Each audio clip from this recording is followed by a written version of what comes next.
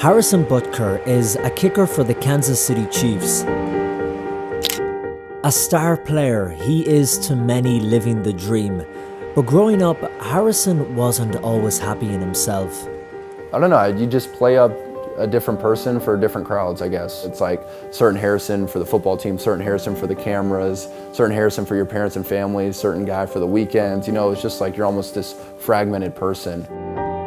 After training, Harrison changes, but not into what you'd expect. He puts on a cassock and serves at Latin Mass. And Harrison feels his newfound faith is what has given him purpose in life. I've come to Kansas City to meet Harrison, who lives here with his wife Isabel and their newborn baby James Augustine. Let's go back to the start, Harrison. You grew up in Georgia? Yes, Atlanta, Georgia. What were you interested in as a kid? What were you passionate about? So soccer was my first sport. Just was very active, but soccer was definitely my first love. Wanted to be a professional soccer player. I know you came from a faithful family, but was your faith important to you? Yeah, so I grew up Catholic. I was going to Mass every Sunday, and then I think that stopped a little bit doing all the travel, year-round club soccer. Fell away a little bit. And then I think in high school, I was just curious. I didn't go to a Catholic high school, and I just started questioning, you know, what's the difference between Catholicism and every other Christian denomination, and then even started questioning Christianity and just looked at different religions. You know, I kind of had I was very curious and I asked a lot of questions. So from high school, as I'd say, you know, I was still a Christian, but just wasn't a strong Catholic.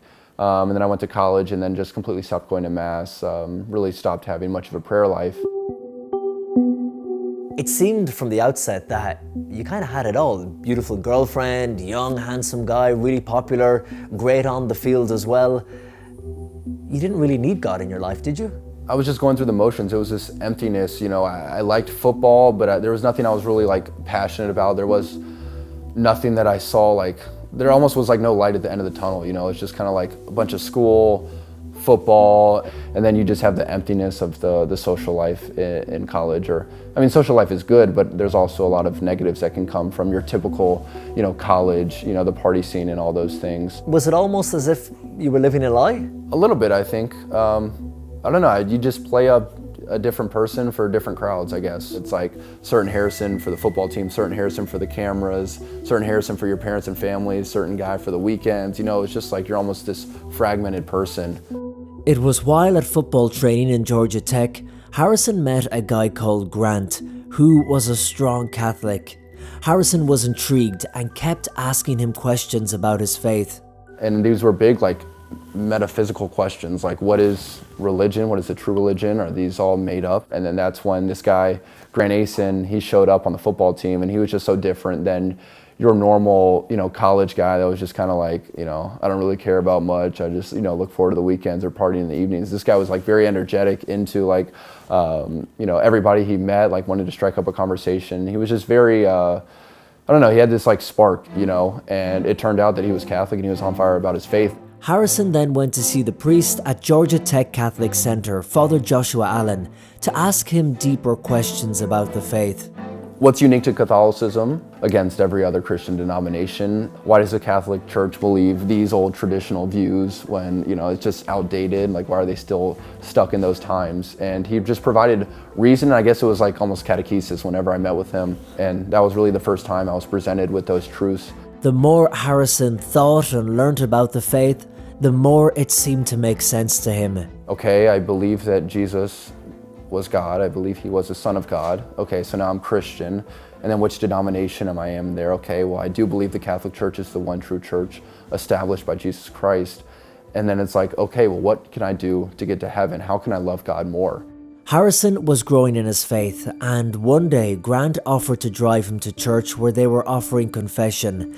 And this was the moment that changed everything. The biggest leap of faith for me was finally going to the sacrament of confession. And then that really was like what changed me. When I left that confessional, the way I felt, that was really what made me feel different than what I'd been feeling before. I felt like I don't know, I felt like me. I felt like I was authentically Harrison, you know, in every area of my life. And that's when I kind of changed my life around, and I said, all right, well, the church says these are all sins, I'm going to stop doing these things, and just I saw the fruit from it, the fruit from living a holy and grace-filled life. So when you walked out of that confessional box and you had decided you were going to live a Catholic life, was that a difficult adjustment to make?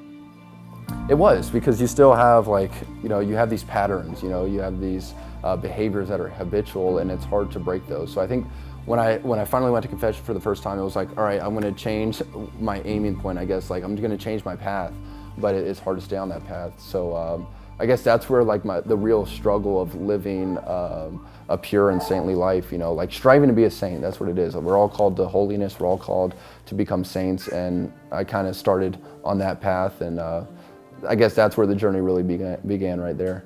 When you had decided that you were going to live an authentic Catholic life, were you afraid about how you might be perceived when talking to your friends and talking to your teammates about it? Were you worried that they might think, I mean, okay, Harrison, you're a cool guy, but like all this talk of Jesus and God is a bit much? Yeah, I think, I did have this deep conversion, but then it was just struggling with, being bold and confident with that in every area of my life, and I think that was somewhat of a slow transition for me, because it's hard to kind of change your ways and kind of like maybe tell people that you're not on board with doing these certain things anymore. I think that's a difficult thing for people, is to finally make that change and say, I found the truth, this is the way I want to live my life now, and then, with that I have to proclaim that to everyone around me, and I might lose some friends because of it. Harrison was then introduced to the Extraordinary Form, or Latin Mass as it's more commonly known. This is how Mass was celebrated up until Vatican II in the mid-60s. And at first it pushed me away. I was like, this is just not me. It doesn't go with the world. It's just like kind of old school traditional stuff.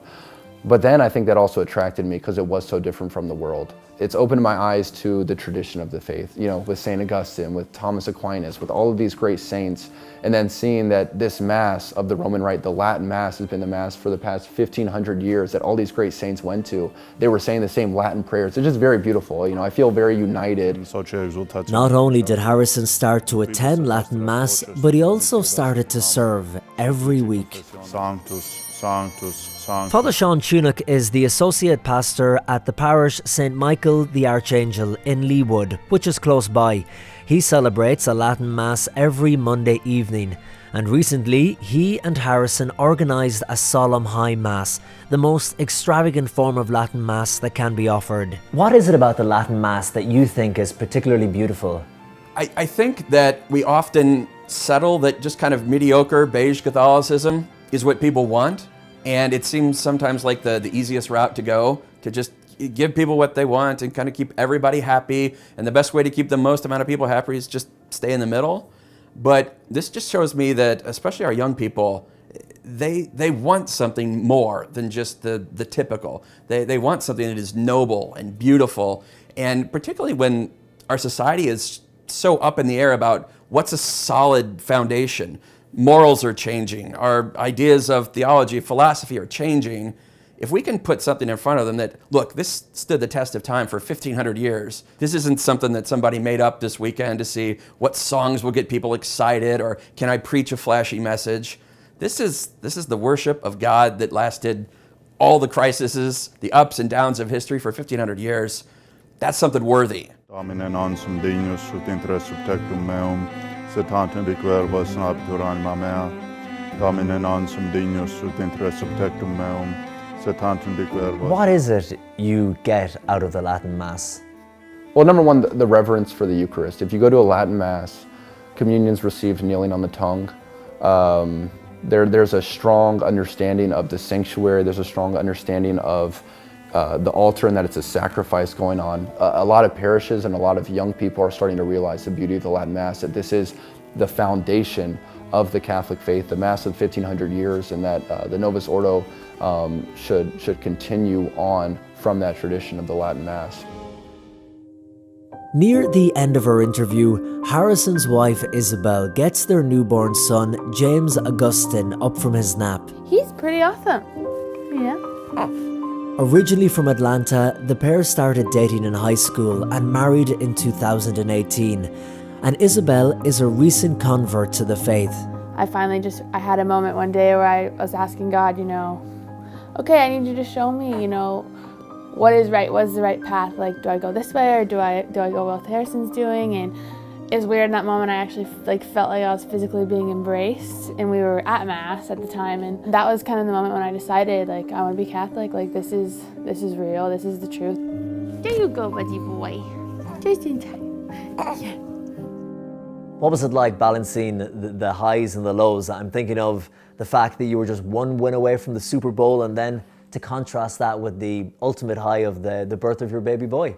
Yeah, you know, a little different. I think you know, the birth of James was one of the highlights of my life. I was just talking with my wife Isabel. I think we'd probably put our marriage first, our wedding number one, and then the birth of James was incredible. And just, you know, he's been alive for 9 months, and now he's finally out of the womb, and we can hold him. You know, it was amazing. If someone was to ask you, what is your main passion in life? Difficult question, I know, but how would you answer it? Well, number one, my Catholic faith, so I'm trying to spread the Catholic faith as best as I can. I'm also a husband and father to my beautiful wife, Izzy, and a father to James Augustine.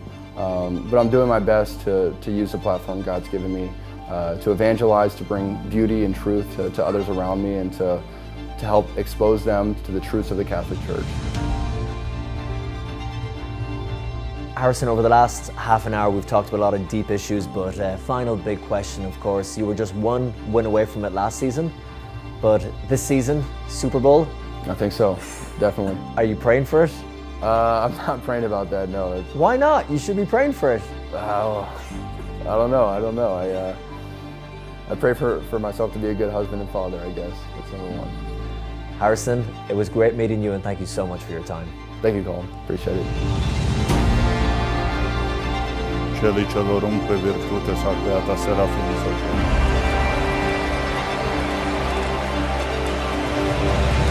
Intribus nostras voces, ad mitio desi